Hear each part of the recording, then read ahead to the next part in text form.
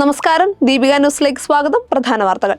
പശ്ചിമേഷ്യൻ യുദ്ധത്തിലേക്ക് കൂടുതൽ രാജ്യങ്ങളെ വലിച്ചിഴയ്ക്കാൻ ആസൂത്രിത ശ്രമം നടക്കുന്നതായി സംശയം. യമനിൽ നിന്ന് ഇസ്രായേലിന് നേരെ ആദ്യമായി ബാലിസ്റ്റിക് മിസൈൽ ആക്രമണം ഉണ്ടായതായി ഇസ്രായേലി സൈന്യം അറിയിച്ചു.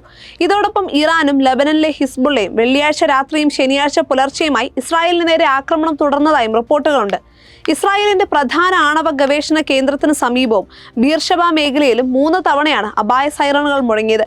2014 മുതൽ യമന്റെ തലസ്ഥാനമായ സന നിയന്ത്രിക്കുന്നത് ഇറാന്റെ പിന്തുണയുള്ള ഹൂതി വിമതരാണെങ്കിലും ശനിയാഴ്ച നടന്ന ആക്രമണത്തിന്റെ ഉത്തരവാദിത്തം അവർ ഔദ്യോഗികമായി ഏറ്റെടുത്തിട്ടില്ല.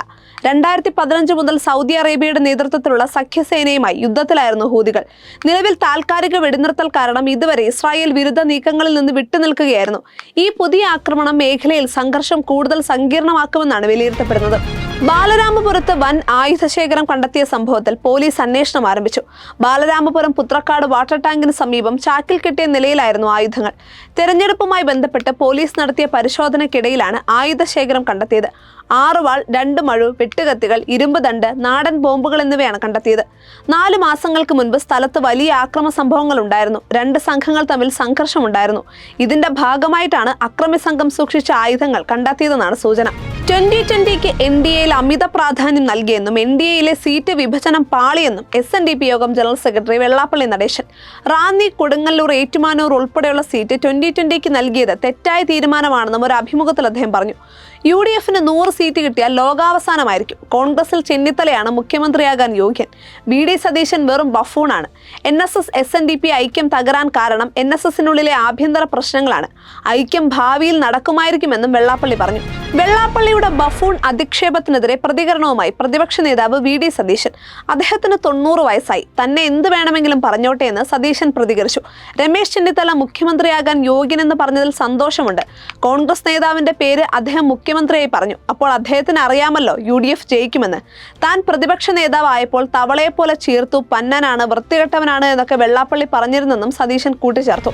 നിയമസഭാ തെരഞ്ഞെടുപ്പിൽ SDPAയുമായി ഒരു നീക്കുപോക്കുമില്ലെന്ന് CPM general secretary MA baby. PDP പിന്തുണ അറിയിച്ചിട്ടുണ്ട്. PDPയുടെ പഴയ നിലപാടല്ല ഇപ്പോൾ, അത് മദനി തന്നെ വ്യക്തമാക്കിയിട്ടുണ്ടെന്നും അദ്ദേഹം പറഞ്ഞു. രക്തസാക്ഷികളുടെ പ്രസ്ഥാനത്തിൽ പ്രവർത്തിക്കുന്നവർ സീറ്റ് കിട്ടാതാകുമ്പോൾ പുച്ഛിച്ച് പുറത്തു പോകരുത്.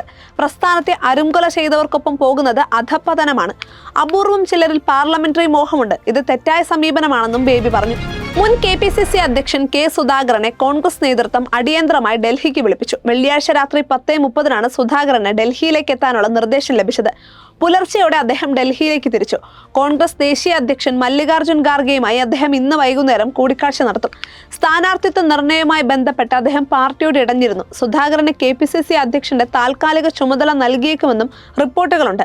നിലവിലെ KPCC പ്രസിഡന്റ് സണ്ണി ജോസഫ് പേരാവൂരിൽ നിന്ന് മത്സരിക്കുന്നതിനാൽ ചുമതല ഒഴിഞ്ഞേക്കാനാണ് സാധ്യത. എടയാർ വ്യവസായ മേഖലയിലുണ്ടായ തീപിടുത്തത്തിൽ CG ലൂബ്രിക്കൻസ് കമ്പനിയുടെ ലൈസൻസ് റദ്ദാക്കി.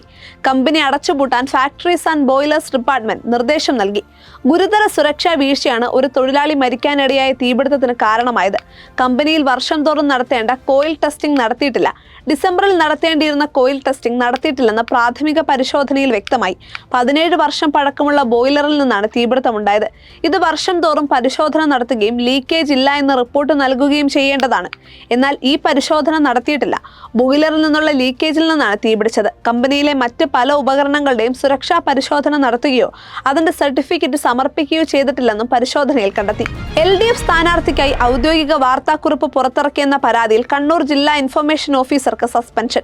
അഴീക്കോട് മണ്ഡലത്തിലെ LDF സ്ഥാനാർത്ഥി KV സുമേഷിന്റെ പരാതി PRD വാർത്താക്കുറിപ്പായി ഇറക്കിയെന്നായിരുന്നു ആരോപണം. തനിക്കെതിരെ UDF പ്രവർത്തകർ സമൂഹ മാധ്യമങ്ങളിലൂടെ വ്യാജ പ്രചാരണവും വ്യക്തിഹത്യയും നടത്തുന്നതായി ആരോപിച്ച് KV സുമേഷ് ജില്ലാ കളക്ടർക്ക് പരാതി നൽകിയിരുന്നു. സുമേഷ് പരാതി നൽകിയ കാര്യം PRDയുടെ വാർത്താക്കുറിപ്പിലും ഉൾപ്പെട്ടു. ഇത് തെരഞ്ഞെടുപ്പ് ചട്ട ലംഘനമാണെന്ന് ആരോപിച്ചാണ് UDF പരാതി നൽകിയത്. ഇൻഫർമേഷൻ ഓഫീസറുടെ നടപടി തെരഞ്ഞെടുപ്പ് ചട്ടങ്ങൾ ലംഘിക്കപ്പെട്ടുവെന്ന പ്രാഥമിക കണ്ടെത്തലിന്റെ അടിസ്ഥാനത്തിൽ ജില്ലാ കളക്ടറാണ് നടപടിയെടുത്തത്.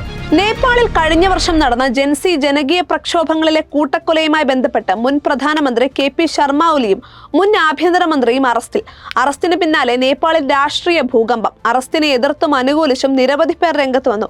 ഭക്തപൂരിലെ ഗുണ്ടൂരിലുള്ള വസതിയിൽ നിന്നാണ് നേപ്പാൾ പോലീസ് ഒലിയെ കസ്റ്റഡിയിലെടുത്തത്. ഒലിക്കൊപ്പം മുൻ ആഭ്യന്തരമന്ത്രി രമേശ് ലേഖക്കും അറസ്റ്റിലായിട്ടുണ്ട്. പുതിയ പ്രധാനമന്ത്രിയായി ബാലേന്ദ്ര ഷാ അധികാരമേറ്റതിന് തൊട്ടു പിന്നാലെയാണ് നാടകീയ നീക്കങ്ങൾ.